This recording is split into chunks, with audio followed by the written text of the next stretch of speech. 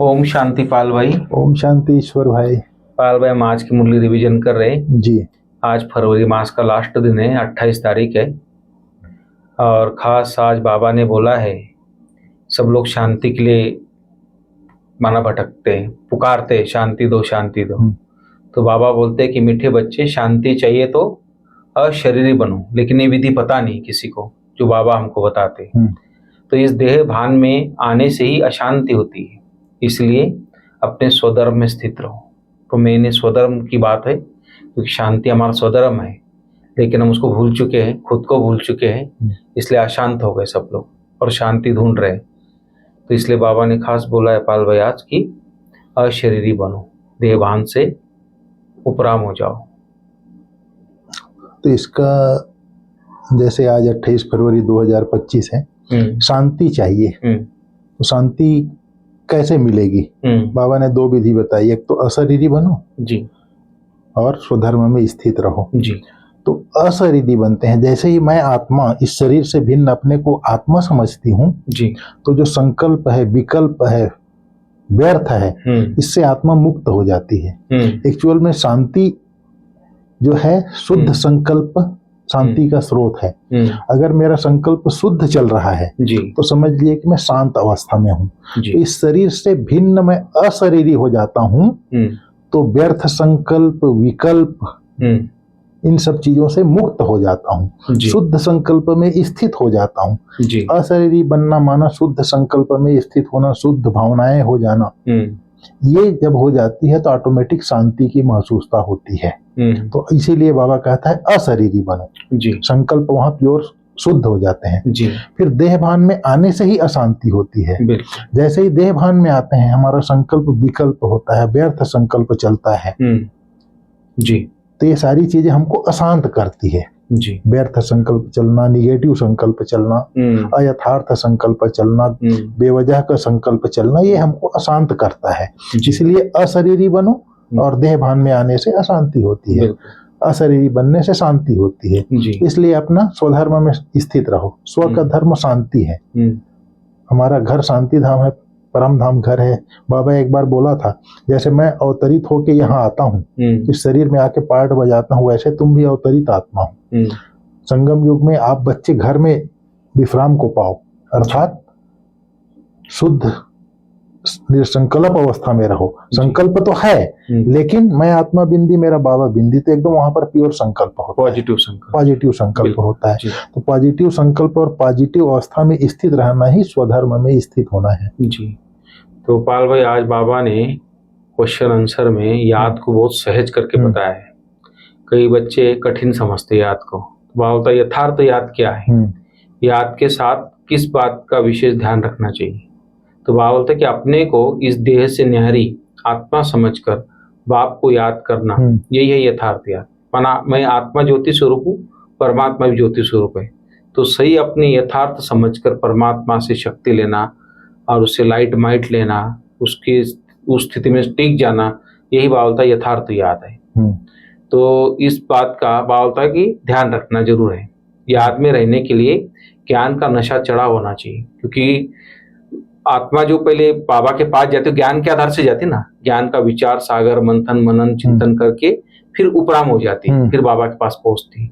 तो याद का भी ज्ञान बाबा ने हमको दिया, इसलिए बाबा तो इसका भी नशा होना चाहिए। तो इस तरह बाबा ने समझाया आज कि हम सारे समुद्र, सारी धरनी और सारे इसके मालिक बनते हैं, विक्रमाजीत बनते हैं योग बल से।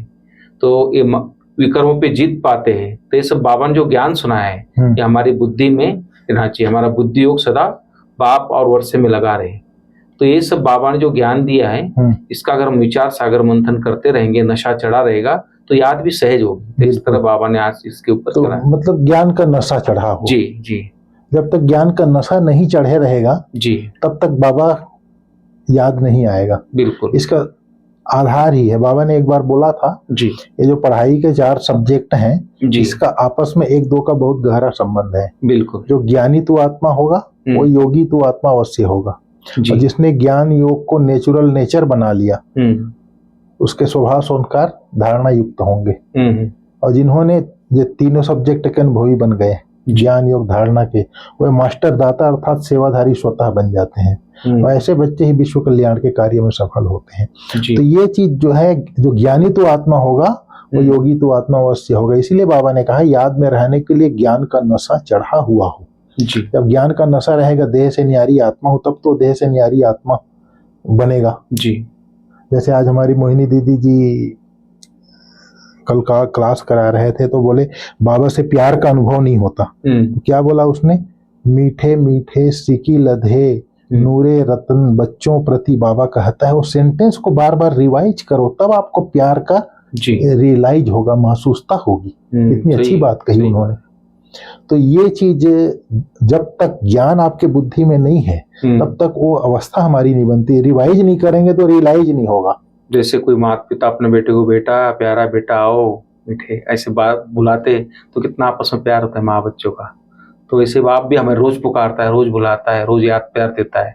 तो उसको हम दिल से रियलाइज करके उसको ऐसे इमर्ज करें उस चीज को, उसको बार बार रिवाइज करेंगे तो रियलाइज होगा। तो वही चीज है, ज्ञान को रिवाइज करेंगे तो याद। और जो ज्ञान का नशा जो बताया ना आपने, मैंने ब्रिजमोहन भाई को मैं देखता हूँ, जब भी हम उनको मिलने जाते तो बहुत प्यार से वो कुछ ना कुछ ज्ञान की बात सुनाते। तो 2-4 बातें सुनाने के बाद फिर बोलता चलो 1 मिनट हम साइलेंस, फिर याद में बैठ जाते। तो उपराम हो जाती है, एकदम साइलेंस की अनुभूति करा देते। तो एक बहुत अच्छी विशेषता है भाई साहब की। हम जब भी मिलने गया उनसे तो उन्होंने थोड़ा मुझे ज्ञान सुनाया जरूर, फिर योग भी कराया साथ साथ। तो ये जो ज्ञान और योग की बात है ना, जिसको नशा चढ़ा होगा ना, उसकी बुद्धि ऑटोमेटिक ऊपर जाएगी। बिल्कुल। तो बहुत अच्छी बात बाबा ने आज के लिए। चलिए सार सुनाइए जी। तो वही सार में वही था पाल भैया कि ये जो बाबा ने बोला ना कि बुद्धि योग जो विक्रमाजित बनने के लिए बाबा ने खास कहा, योग बल से विक्रमों पे जीत प्राप्त करनी है। यही सब कुछ देखते हुए बुद्धि योग बाप और वर्षे में लगा रहना चाहिए। और मातेला बनना है बाबा खास बोल रहे आज। और एक बाप की ही श्रीमत पर चलना है। तो ये मुख्य बातें आज की है। तो आप थोड़ा डिटेल बताइए। आज बाबा ने कहा जो अच्छी रीति समझते हैं जी उनको सगे कहेंगे, अर्थात सगे कहेंगे। और जो नहीं समझते हैं वह हुए लगे, अर्थात सौतेले। जी। अब सौतेले वारिस थोड़ी बनेंगे, बाबा कहता है। बाबा के पास मातेले अर्थात सगे, तो मातेले भी है सौतेले भी है। मौतेले बच्चे तो बाप की फ्री मत पर पूरा चलते हैं, सौतेले नहीं चलते। बाप कहते हैं यह मेरी मत पर नहीं चलते हैं, रावण की मत पर चलते हैं। फिर बाबा ने कहा अभी तुमको विक्रमाजीत बनना है। वह है विक्रमाजीत संबत। कौन सा? सत्युग। यह है विक्रमी संबत।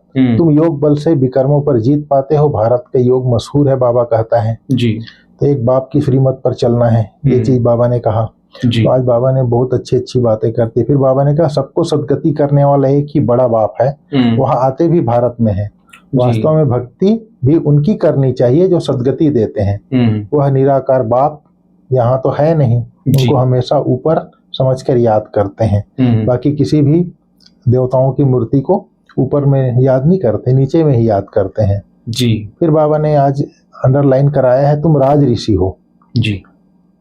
और जो सन्यासी होते हैं वो हद के सन्यासी है, तुम हो बेहद के सन्यासी। रात दिन का फर्क है। तुम ब्राह्मणों के सिवाय और कोई भी राजयोग सिखला नहीं सकता। यह नई बातें हैं, नया कोई समझ ना सके, इसलिए नए को कभी अलाउ नहीं किया जाता है। यह इंद्र सभा है। इस समय है सब पत्थर बुद्धि, सतयुग में तुम बनते हो पारस बुद्धि। अभी है संगम, पत्थर से पारस सिवाय बाप के कोई बना न सके। तुम यहाँ आए हो पारस बुद्धि बनने के लिए। बाबा ने कहा अभी तमो प्रधान है, फिर बाप द्वारा सतो प्रधान बन रहे हैं। तत्त्वम। यह नॉलेज सिवाय बाप के साधु संत आदि कोई नहीं दे सकते।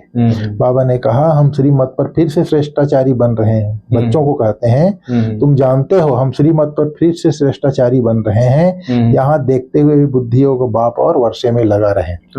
फिर आज बाबा ने दिव्य बुद्धि की गिफ्ट की लिफ्ट दी है। बाबा ने कहा दिव्य बुद्धि की लिफ्ट द्वारा तीनों लोगों का सैर करने वाले सहज योगी भव। संगम युग पर सभी बच्चों को दिव्य बुद्धि की लिफ्ट मिलती है। बिल्कुल। इस वंडरफुल लिफ्ट द्वारा तीनों लोकों में जहां चाहो वहां पहुंच सकते हो। सिर्फ स्मृति का स्विच ऑन करो तो सेकंड में पहुंच जाएंगे। और जितना समय जिस लोक का अनुभव करना चाहो उतना समय वहां स्थित रह सकते हो। इस लिफ्ट को यूज करने के लिए अमृत वेले केयरफुल बन स्मृति के स्विच को यथार्थ रीति से सेट करो जी। अथॉरिटी होकर इस लिफ्ट को कार्य में लगाओ तो सहज योगी बन जाएंगे, मेहनत समाप्त हो जाएगी। अमृत वेले से उसको पटरी पर बिठाना पड़ेगा, बाबा कहता है। बिल्कुल। फिर बाबा ने आज स्लोगन में बोला है, मन को सदा मौज में रखना यही जीवन जीने की कला है। मन को सदा मौज में रखना है जी। मन मना भाव की अवस्था में रहते हैं तो भी मौज में रहेंगे, शुद्ध संकल्पों में रमण करते रहेंगे तो भी मौज में रहेंगे।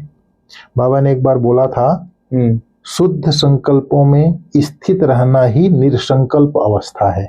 निरसंकल्प अवस्था का मतलब बिल्कुल 100% मन संकल्प किए बिना रहेगा ऐसा नहीं है।